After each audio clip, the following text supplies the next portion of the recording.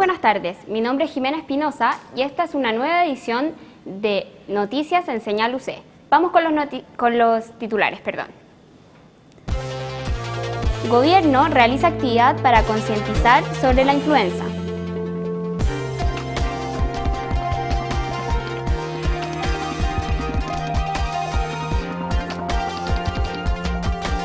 Haitiana demanda Hospital San José por discriminación y falta de servicio.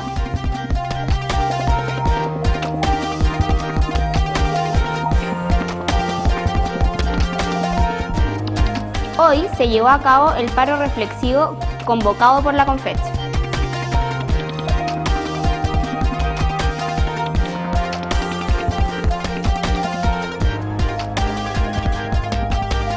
Gobierno lanza una nueva política nacional de ciberseguridad.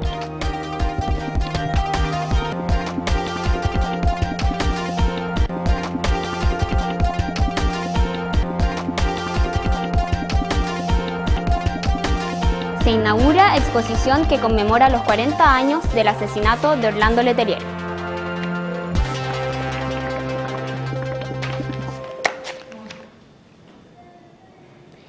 El invierno se acerca y con él el riesgo de contraer influenza. Hoy el gobierno realizó una actividad para concientizar sobre esta enfermedad. Pero ¿cuáles son los riesgos de la influenza? Para saber más del asunto, vamos con el informe de Juan Valenzuela y Fernanda Monasterio. Entre agujas y algodones fue la mañana en el Jardín Infantil Padre Hurtado.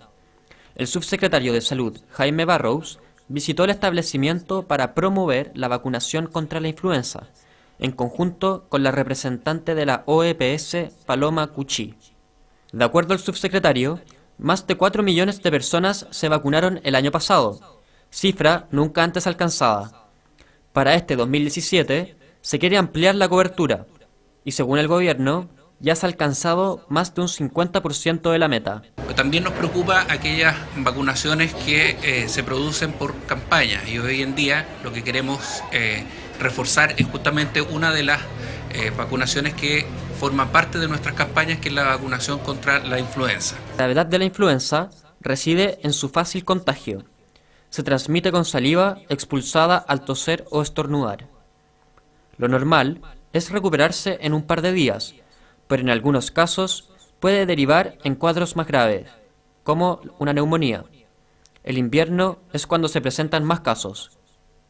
No tiene mucho que ver con la temperatura como creen las personas, sino que este es un virus que tiene una estacionalidad y un ciclo estacional importante y ocurre en invierno con un pico muy importante al principio y en la mitad del invierno. Todos nos podemos contagiar de influenza, pero ciertos grupos son más propensos a desarrollar un cuadro grave.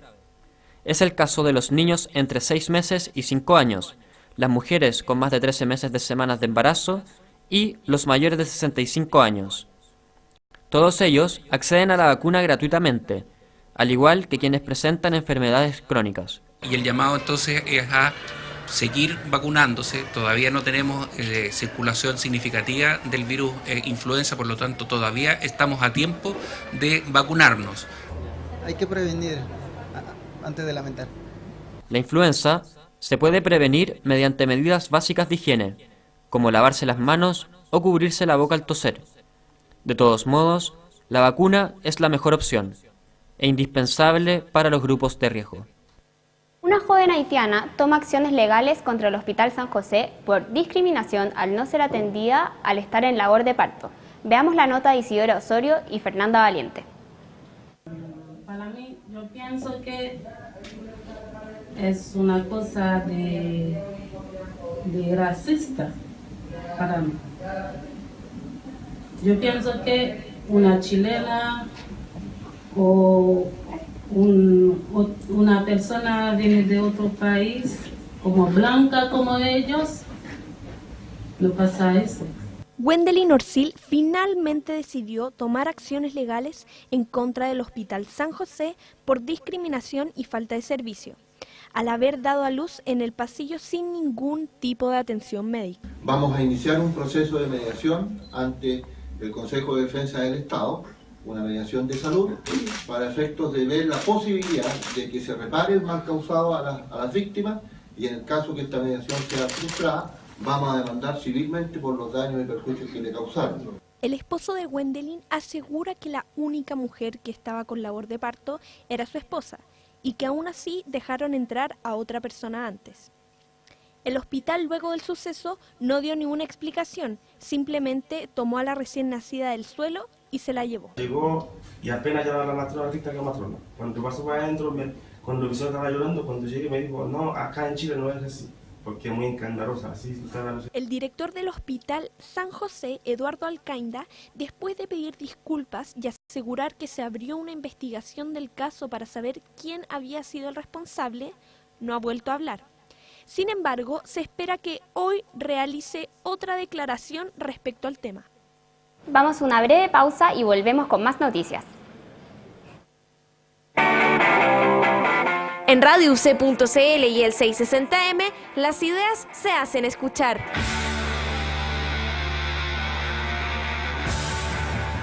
Entretención y cultura. Y ya estamos comenzando entonces un nuevo programa, un nuevo capítulo de Módulo 2. ¿Cómo están? Espero que muy bien. Hace frío, chiquillos, hace mucho frío, solo 16 grados para este día, pero no importa, porque aquí está su programa favorito, que vamos a calentar muchos motores. Les cuento yo que mi obsesión del verano fue How to Get Away with Murder, en español, ¿cómo defender a un asesino? Deporte y música. 7 de la tarde, 19 minutos, escuchamos a Jimi Hendrix aquí en el Gambete de Guitarra y ahora tenemos a Héctor Tano Leiva, que nos va a hablar de la actualidad, el humo chileno, los fichajes, la Eurocopa. Tenemos hartos temas para conversar. Tano, ¿cómo estás? Todo esto por RadioUC.cl y el 660 AM. Radio UC, ideas que suenan bien. Acompañamos a la familia del Mercurio ante el fallecimiento de don Agustín Edwards Eastman, que en paz descanse, cofundador de nuestro magíster en periodismo, mención prensa escrita. Profesores, alumnos y exalumnos, Facultad de Comunicaciones, Pontificia Universidad Católica de Chile.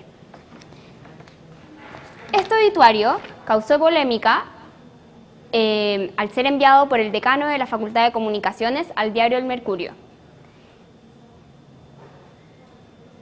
Alumnos y exalumnos manifestaron su rechazo mediante una carta abierta que difundieron mediante redes sociales. Para hablar más sobre el tema tenemos al actual presidente del Centro de Alumnos de Comunicaciones, Raimundo Bastías. Buenas tardes, Raimundo. Muchas gracias por la invitación. Cuéntame. Bueno, aquí tenemos la carta que están ustedes llamando a firmar a través de redes sociales como Facebook y Twitter. Cuéntame, en un comunicado el Colegio de Periodistas señaló que Agustín Edwards fue responsable de falseamiento y desinformación sobre los crímenes cometidos durante el gobierno militar. Como vemos en pantalla, ustedes en su carta se alinean con esta postura y dicen además que una figura tan compleja para la historia de Chile merece una reflexión mucho más profunda. ¿A qué se refieren con esto en su carta?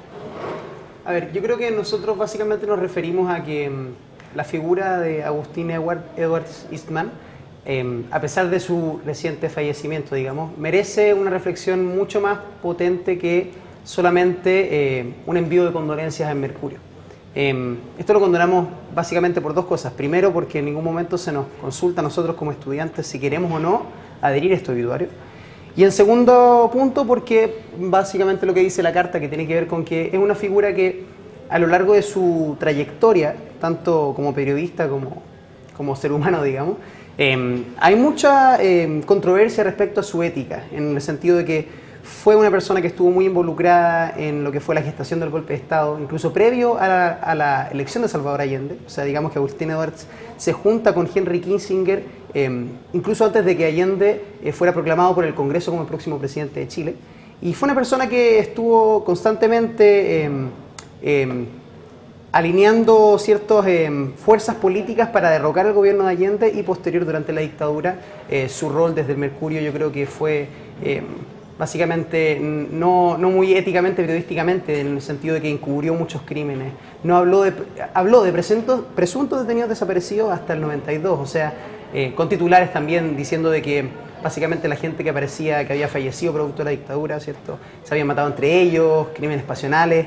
Entonces, en ese sentido, yo creo que Agustín Edwards tiene una deuda histórica con este país, en el sentido de que desde su mismo diario es cierto, no se estuvo informando la verdad al pueblo de Chile respecto a lo que estaba pasando en dictadura e incluso actuó políticamente para derrocar al gobierno de Allende en el golpe de Estado.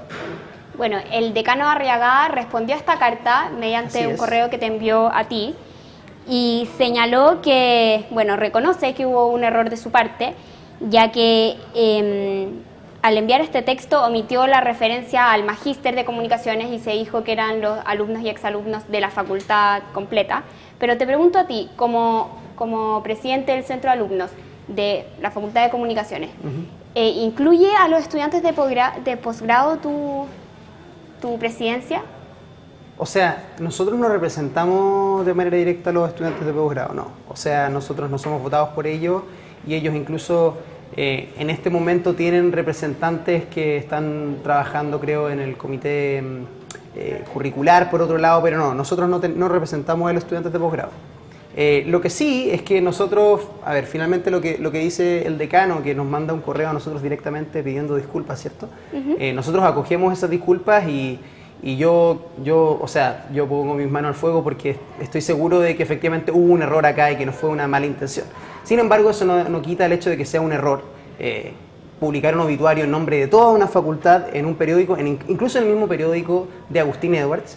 Yo creo que es un error grave y finalmente lo que nosotros buscamos es que haya una respuesta oficial.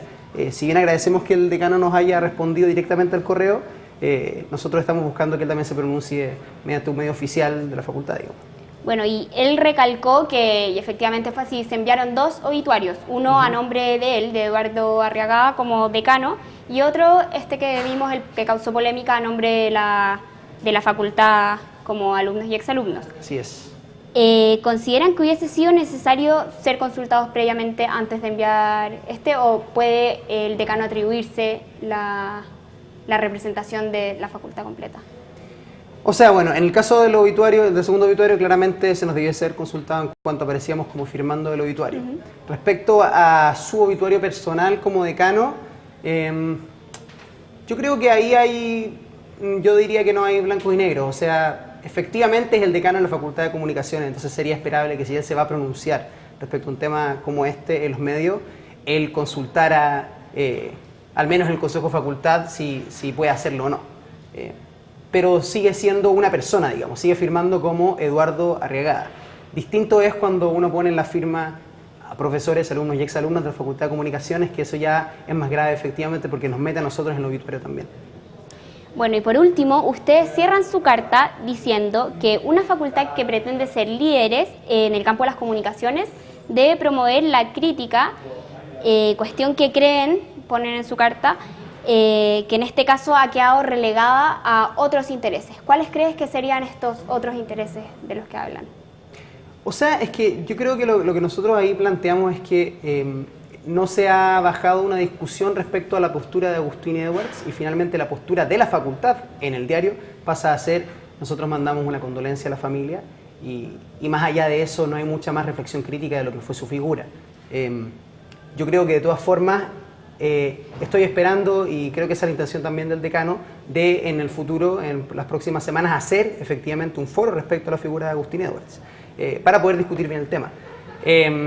Pero claro, hablando de intereses, o sea, aquí hay algo claro, que es un obituario que defiende la figura de una persona que sí defendió intereses a lo largo de toda la historia de Chile, que tienen que ver con un conglomerado político, que tienen que ver con facciones de poder de Chile. Entonces, en ese sentido, de esos intereses estamos hablando finalmente. Bueno, y vuelvo al tema de la representación.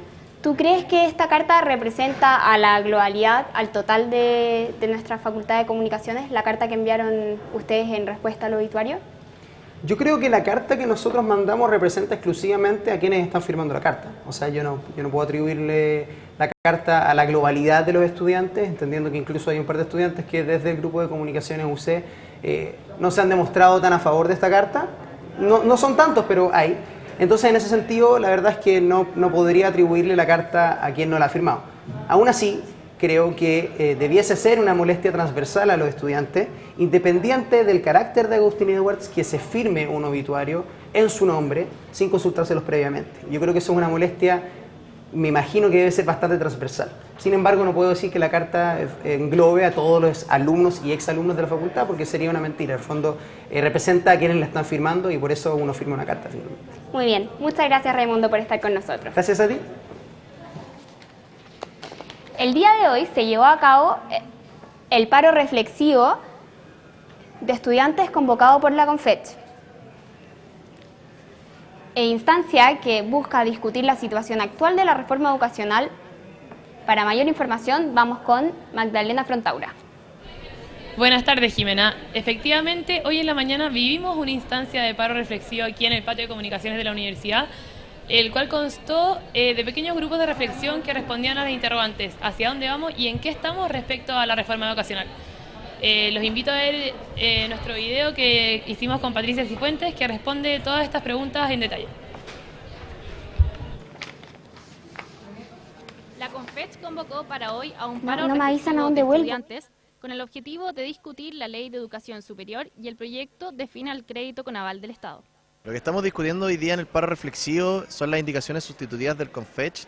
La idea, el gobierno presentó un proyecto de ley de reforma a la educación superior y evidentemente tenemos ciertas discrepancias. En el marco de este paro nacional estudiantil, una de las tantas actividades se llevó a cabo en el Paseo Ahumada, lugar en que supuestamente un gran número de estudiantes realizaría una intervención cultural. Sin embargo, solo unos pocos aprovecharon la instancia y se manifestaron en contra del fraude de Carabineros, argumentando que estos elevados montos financiarían la educación de muchos estudiantes del país. Queremos recordar que el fraude de Carabineros de Chile nos alcanzaría para tener a 7.000 estudiantes con gratuidad. Tras la reunión del pasado lunes entre dirigentes estudiantiles y la ministra de Educación, Adriana del Piano, la CONFECH declaró que estuvo marcada por ambigüedades y sin la claridad en los puntos clave que son el CAE y el fortalecimiento de la educación pública. Por eso insistió en la importancia de un paro reflexivo en el que las universidades discutan estos temas.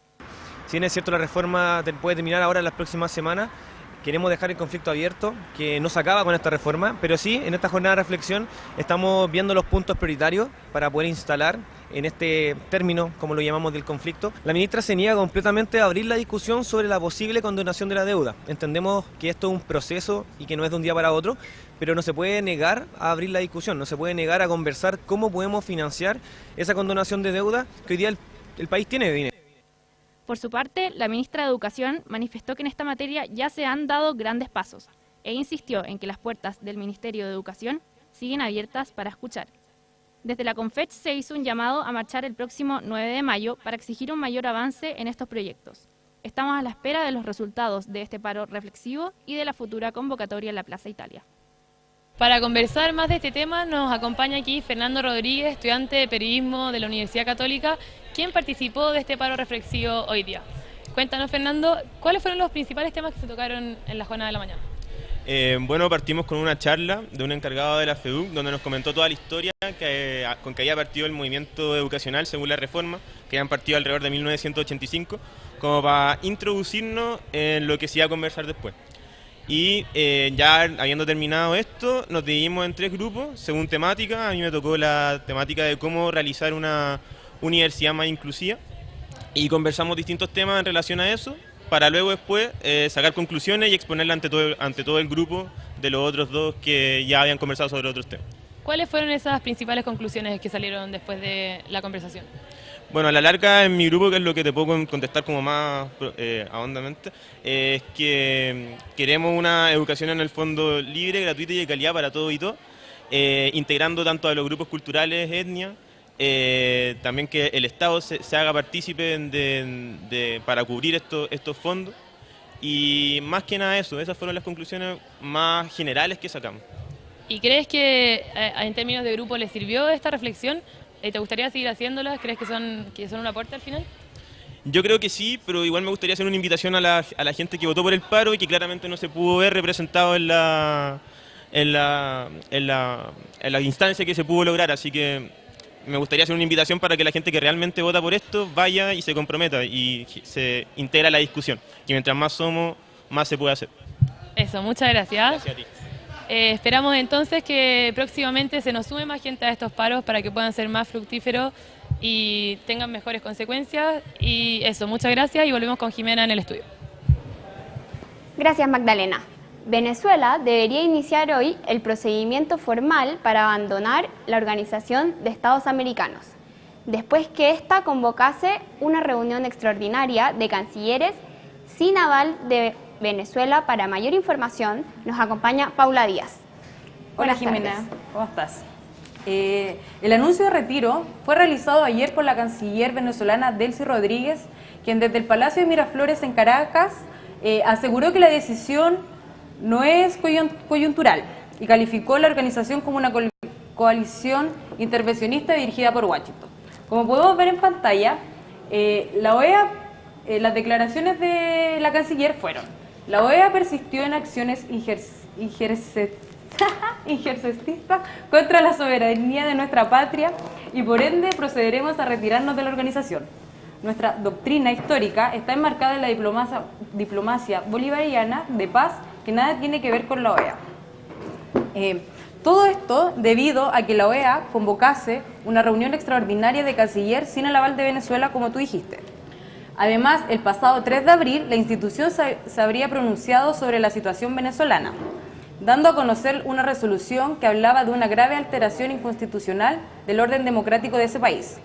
Una postura que ha condenado el mandatario venezolano, acusando al ente continental de haberse convertido en un tribunal de inquisición para perseguir a su país. La autoexclusión que pretende realizar Maduro de la OEA cierra un posible espacio de mediación y diálogo para encontrar salidas a la crisis venezolana, lo que podría provocar un cierto endurecimiento en las posiciones de algunos países, incluyendo de lo que hace poco Venezuela consideraba como aliados. Pero Paula, cuéntame, ¿cuál sería este procedimiento para abandonar la OEA? Mira, para que Venezuela pueda hacer efectivo su salida del bloque, primero debe presentar una denuncia a la Carta de la OEA. Esto todo producto mediante una carta a la Secretaría General, quien debe a su vez remitirla a cada uno de los países miembros, según lo establecido por el artículo 143 de la Carta a la OEA, la cual se ha pronosticado que se realice hoy. Mira, la carta, el artículo 143 dice: esta carta regirá indefinidamente, pero podrá ser denunciada por cualquiera de los Estados miembros, mediante comunicación escrita a la Secretaría General, la cual comunicará en cada caso a los demás notificaciones de denuncia que reciba. Transcurrido 2 años a partir de la fecha de la Secretaría General reciba una notificación de denuncia, la presente carta cesará en sus efectos respecto del Estado denunciante y esta quedará desligado de la organización después de haber cumplido con las obligaciones emanadas por la presente carta.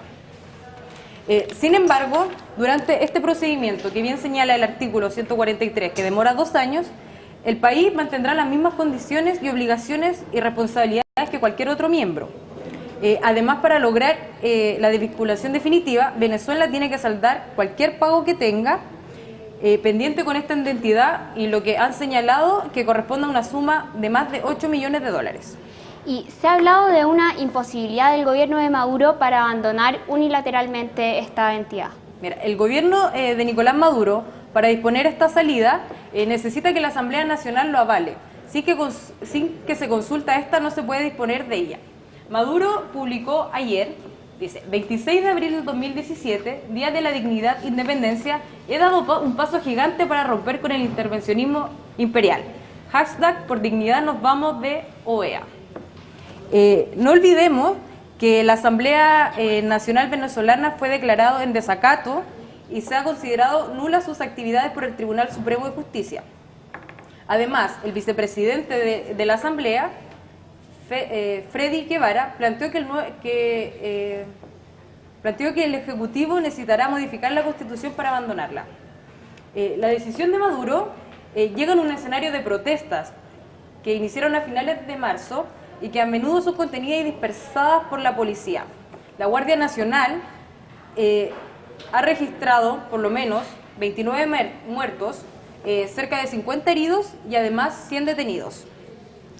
¿Y es posible que la OEA decida expulsar a Venezuela antes de que ocurra esto? Mira, aunque Venezuela comience hoy, como se pretendía, el proceso de salida de la OEA, el organismo internacional todavía puede suspender a este país, pero se requiere la celebración de una asamblea extraordinaria en el que 2/3 de 35 Estados miembros voten a favor de la suspensión. La eventual salida de Venezuela provocó reacciones del canciller chileno Heraldo Muñoz durante esta mañana, donde dijo: como vemos, la OEA en su Consejo Permanente tomó la decisión de convocar una reunión de cancilleres bajo la Carta de la OEA. Esa reunión no tiene fecha, pero lo que busca es una salida política y diplomática a la crisis política, económica, social y humanitaria que vive Venezuela. Quisiéramos que esta reunión se pudiera realizar pese al anuncio que ha hecho Venezuela de que iniciará el proceso de renuncia de la Carta a la OEA. Pese a estas declaraciones, aún no hay fecha para la realización. Muy bien, vamos con la nota de ciberseguridad, que esta nueva política que pretende implementar el gobierno. Con más información, Michelle Claverí y Javiera Garay. La presidenta Michelle Bachelet firmó el primer instructivo de política nacional de ciberseguridad para disfrutar de un ciberespacio libre, abierto, democrático y seguro en el país. Este acercamiento a la legislación digital apunta a proteger los datos personales y públicos de los usuarios, permitiendo el normal desarrollo de sus actividades personales, sociales y comunitarias en Internet y evitando el acceso de terceros a la información, además de educar a la población sobre el uso de tecnologías. Esta política pone una serie de medidas para concientizar y educar a la población sobre riesgos y buenas prácticas en el mundo digital, con especial foco en las personas más vulnerables, como por ejemplo los niños, las niñas y personas mayores. Y hoy día también una de las cosas que estaba más en la noticia es este programa de la ballena azul y el efecto que estaba teniendo en muchos países del mundo en los jóvenes. El ciberespacio es un ambiente donde las personas gozan de los mismos derechos que en el mundo físico, por lo que una política de ciberseguridad es fundamental para la garantía de estos derechos, especialmente enfocado en jóvenes y niños, quienes están más expuestos al mundo digital. Los expertos señalan que lo principal es generar conciencia y buenas prácticas en la población, generando nuevas instancias de protección de datos. Pero en Chile es un primer acercamiento y es algo que nos beneficiará a todos, pero es importante que la gente se dé cuenta que la legislación en general siempre va un poquito detrás de la práctica. Entonces la gente se tiene que dar cuenta que son las buenas prácticas las que ellos los van a proteger inicialmente o antes incluso de que llegue cualquier ley. Mucha de nuestra vida transcurre en Internet, ¿ya? Y si nosotros llegamos a perder nuestros datos del tipo perder o que nos roben nuestras cuentas de Facebook, ponte tú, o nuestras cuentas de mail, sería bastante complejo. En casos emblemáticos como el de la ballena azul, que ha generado cientos de suicidios de jóvenes en el mundo y que ya presenta un caso en el país, la clave se encuentra en prestar atención a las actitudes de los niños. En ese sentido es importante que las redes de soporte, en el fondo, que los padres o las familias en ese sentido estén bien atentos a los cambios de ánimo. Esta política también está dirigida a proteger la seguridad del país, promover la colaboración y coordinación entre las instituciones y gestionar los riesgos y amenazas del ciberespacio como el ciberterrorismo. Esta mañana fue inaugurada la exposición Yo nací chileno, soy chileno y moriré chileno, en el Museo de la Memoria, que conmemora los 40 años del asesinato de Orlando Letelier. Veamos la nota de Javier Uribe y Geraldine Molina. Yo nací chileno, soy chileno y moriré chileno. Así se titula la exposición inaugurada hoy en el Museo de la Memoria, que conmemora los 40 años del asesinato del exministro y diplomático Orlando Letelier. Exposición que fue mostrada por primera vez en septiembre del año pasado en el Marcus Garvey Hall de la sede de la OEA en Washington, D.C., la misma ciudad donde Orlando Letelier muere junto a su colaboradora Ronnie Moffitt a causa de una bomba instalada en su auto en 1976. The Washington Post hizo un reportaje especial. Le dedicó la portada del diario y páginas interiores del diario a recordar este hecho. Esto que hizo el The Washington Post claramente no lo hizo el Mercurio en Chile. Pero esto también muestra la dimensión internacional que alcanza la figura de Orlando Letelier. Con más de 100 asistentes se realizó la ceremonia de inauguración, en la que estuvieron presentes Isabel Morel, viuda de Orlando, Juan Pablo Letelier, su hijo y senador, autoridades del museo, amigos íntimos, figuras políticas como el presidente del Partido Socialista Álvaro Elizalde y el senador Guido Girardi, además de integrantes de Inti Illimani Histórico. Yo quiero agradecer la presencia de todas y de todos. Este Museo de la Memoria es para recordarnos lo que pasó, recordar a quienes fueron parte de causas, y también es un llamado para que volvamos a abrazar las causas colectivas para transformar y para hacer realidad los proyectos colectivos.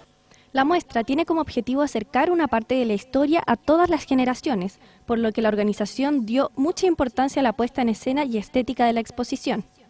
Cuenta con material de archivo, fotos e información escrita, además de gran cantidad de material audiovisual, repartido en 3 pantallas en el salón y en una pequeña sala de cine. Yo nací chileno, soy chileno y moriré chileno estará expuesto en el Museo de la Memoria hasta el 6 de agosto. Muchas gracias por acompañarnos y nos vemos en la próxima versión el día martes.